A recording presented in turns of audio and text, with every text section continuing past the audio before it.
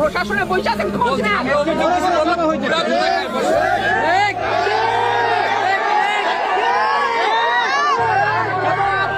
আচরণবিধি লঙ্ঘন করলে সব জায়গায় হচ্ছে। আপনি পারলে থামাই দেন। আজকে আমি ভদ্রতা কিছু করতে পারেন না। এইরকম দেখায় আপনাদের। খোঁজ নেন, প্রশাসনের বইটা খোঁজ নেন।